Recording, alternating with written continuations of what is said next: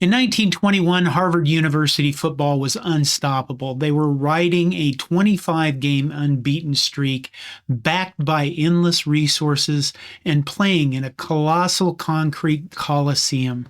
But on October 29th of that year, a tiny school of just 250 students from Danville, Kentucky, walked into Cambridge and beat them 6-0. The game birthed a legend and a strange mathematical formula, C6H0, that became a permanent piece of college football lore. Harvard football in 1921 set the absolute standard. Percy Haughton had taken over the Crimson in 1908. Over the next 9 seasons, Harvard captured 3 national championships and lost only 7 games. Haughton ran the program with hidden ball tricks and military-style discipline, and when he left for the Army in 1917, Bob Fisher took over without him missing a step. The home field was Harvard Stadium. Built in 1903, the concrete horseshoe seated tens of thousands and announced in stone and scale that this is where American football lived. Harvard simply did not lose there. Centre College had roughly 250 students. Its entire enrollment could have fit inside Harvard Stadium with room left over for a few thousand more spectators. The football program had existed in various forms since the 1890s, gaining serious momentum only when Charlie Moran took control midway through the 1917 season. Moran, affectionately known as Uncle Charlie, was an active Major League Baseball umpire who regularly called World Series games. He understood pressure and he refused to be intimidated by the Ivy League mystique. He demanded discipline and unrelenting work ethic and a total reliance on his best players. Chief among them was Bo McMillan. Arriving at center from Fort Worth, Texas, McMillan hadn't traveled to Kentucky alone. He brought a group of rugged high school teammates with him. They became known in the press as the Fort Worth Five, injecting top-tier Texas football talent into the tiny roster. McMillan ran the single-wing tailback position. He called signals at the line of scrimmage. He took the direct snap and ran with punishing lateral quickness. He passed downfield and punted to flip field position. McMillan was a true triple threat. The entire Moran offense ran through him, supported by a roster of Ironmen who played almost every snap on both sides of the ball. The nickname, the Praying Colonels, came from the team's habit of taking a knee together in the locker room before taking the field. Newspapers found the combination irresistible.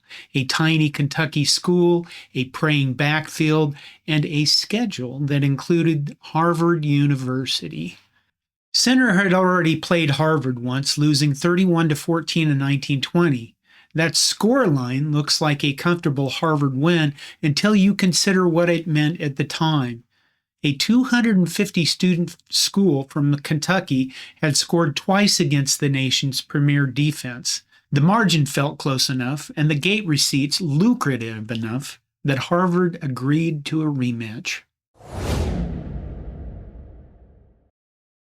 The game unfolded at Harvard Stadium before roughly 30,000 spectators in heavy wool coats, fully expecting a routine Crimson victory. Charlie Moran's single wings shifted players right before the snap to create unbalanced lines, concentrated blockers, and producing angles that Harvard's defense struggled to process. When a crease opened, McMillan was through it right before the pursuit arrived.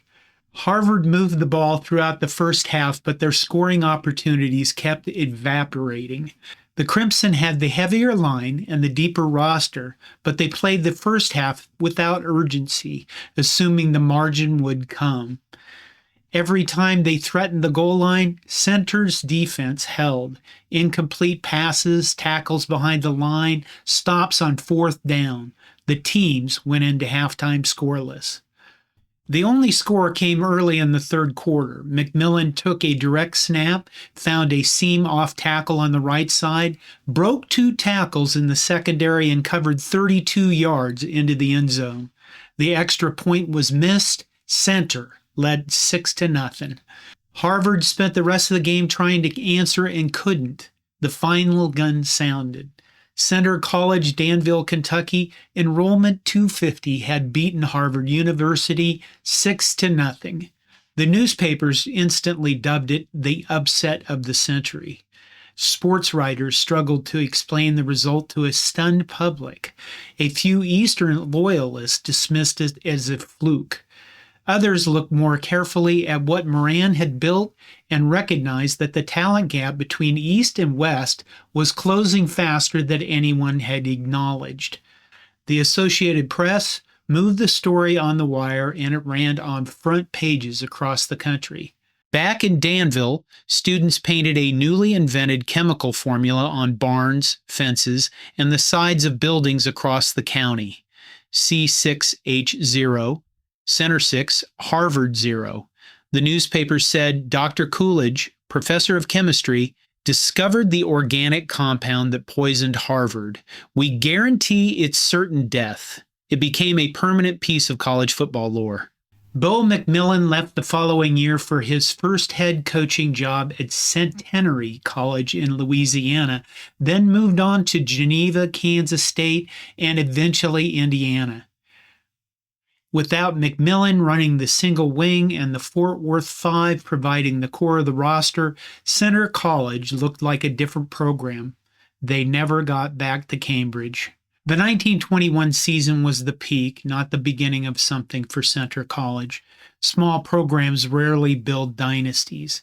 They find one window, and if their talent and the timing align, they climb through it. Center climbed through theirs on October 29th. 1921, and what they found on the other side was one afternoon that people are still talking about 100 years later. Harvard kept fielding competitive teams after 1921, but their days as the unquestioned standard were over. The shift had been building for years. Programs in the Midwest and the South were accumulating talent and investing in coaching, and the Eastern establishment was losing its grip. Center didn't cause that. They made it visible in a way nobody could explain away. A school of 250 students walked into the sports granted stadium and beat the most prestigious program in the country. For one afternoon in Cambridge, the most powerful force in college football was Bo McMillan, finding a seam and running through it before anyone could catch him. This is John Johnston with Hardcore College Football History. Thanks for watching.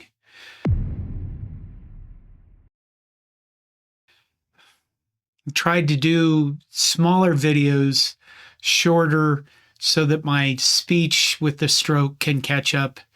And good Lord, this took about maybe 8 minutes, probably about 3 hours of recording to try to get the voice right. So I'm keeping going and keeping to try to do some videos. I have a lot of scripts written, but I'm going to try to focus on shorter ones in the short term. Thanks for watching.